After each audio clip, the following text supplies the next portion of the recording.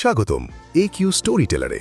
এখানে শুধু গল্প বলা হয় না, এখানে প্রতিটি গল্প আপনার ভেতরের মানুষটাকে জাগিয়ে তোলে, আপনার চিন্তাধারা বদলে দেয় আর আপনার জীবনকে অন্য এক উচ্চতায় নিয়ে যাওয়ার শক্তি দেয়।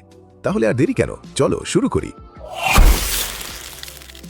তুমি ভাবছো সে তোমাকে ভুলে গেছে, ভাবছো তার জীবনে তোমার আর কোনো গুরুত্ব নেই। ভুল। সত্যিটা হলো প্রতিটি নিঝুম রাতে সে আজও তোমার কথা ভাবে। সে হয়তো তোমার ছবি দেখে না, তোমার নাম মুখে আনে না, কিন্তু তোমার এই না থাকাটাই এখন তার জীবনের সবচেয়ে বড় অভাব। সে আজ সেই সব জায়গায় তোমাকে খুঁজছে যেখানে তুমি আর নেই। আর এখান থেকেই শুরু হয় সেই মনস্তত্ত্ব যা একজন পুরুষকে শুধু স্মৃতি নয়, বরং একজন নারীর চিন্তার একচ্ছত্র অধিপতি বানিয়ে দেয়। আজকের এই কথাগুলো তোমার শুধু চিন্তাধারা নয়, জীবনের দৃষ্টিভঙ্গি পাল্টে দেবে। তোমার দুর্বলতাকে আজ আমরা এমন এক অস্ত্রে রূপান্তর করব যা তার সিদ্ধান্ত আর তার ঘুম কেড়ে নেবে। নাম্বার 1, অভাব বনাম অভ্যাস। মানুষের সবচেয়ে বড় ভুল হলো সে ভাবে যা হাতের কাছে আছে তা চিরকাল থাকবে। তুমি তার প্রতিটি হাসিতে ছিলে, প্রতিটি কান্নায় ছিলে।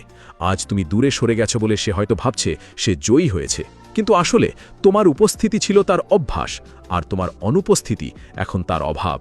যখন কোনো কিছু অভ্যাসে পরিণত হয় মানুষ তার মূল্য দেয় না, কিন্তু যখন সেটা অভাবে পরিণত হয় তখন মানুষ প্রতিটি নিঃশ্বাসে সেটা অনুভব করে।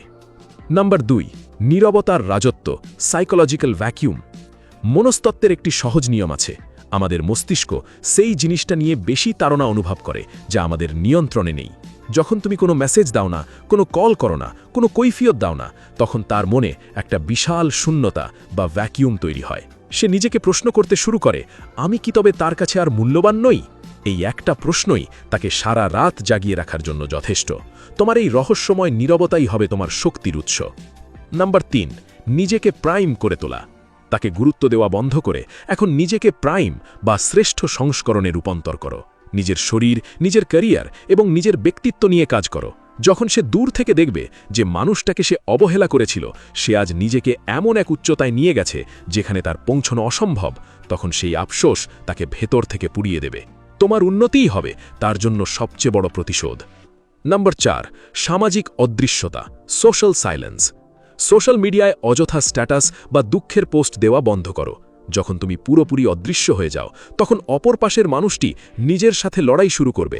সে প্রতিটি নোটিফিকেশনে তোমার নাম খুঁজবে। তোমার এই অদৃশ্য হয়ে যাওয়াটাই তাকে বাধ্য করবে তোমার কথা ভাবতে। সে ভাববে তুমি হয়তো অন্য কাউকে নিয়ে সুখী, আর এই অনিশ্চয়তা তাকে মানসিকভাবে অস্থির করে তুলবে। Number 5, subconscious trigger. মেয়েরা যুক্তির চেয়ে অনুভূতিতে বেশি চালিত হয়।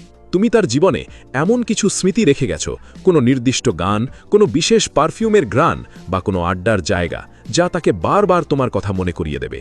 সে হয়তো নতুন কারো সাথে ঘুরবে, কিন্তু মনের অজান্তেই সে তোমার সাথে তার তুলনা করবে। তুমি এখন আর শুধু তার প্রাক্তন নও, তুমি হয়ে গেছো তার মনের এক মানদণ্ড। শেষ কথা, মনে রেখো, সত্যিকারের জয় হলো তখন যখন তোমাকে ফিরে পাওয়ার জন্য তার অহংকার ধুলোয় মিশে যাবে। সে আজ হয়তো কারো হাত ধরে হাসছে, কিন্তু মাঝরাতে যখন সে একা হবে তখন তোমার অভাবই হবে তার একমাত্র সঙ্গী। তুমি তাকে কোনো গালি দাওনি, কোনো বদলা নাওনি, তুমি শুধু নিজেকে বদলে ফেলেছ। আর এটাই হলো ব্যক্তিত্বের চূড়ান্ত বিজয়। নিজেকে এতটা মূল্যবান করো যেন সে অনুভব করে যে সে তোমাকে হারায়নি, বরং সে নিজেকে তোমার অযোগ্য প্রমাণ করেছে। ব্যক্তিত্বের এই লড়াইয়ে তুমি একা নও। নিজেকে নতুন করে গড়ার এই যাত্রায় আমাদের সাথেই থাকো। কিউ স্টোরি টেলারে সাবস্ক্রাইব করো এবং কমেন্টে জানাও তুমি কি নিজেকে বদলে নিতে প্রস্তুত।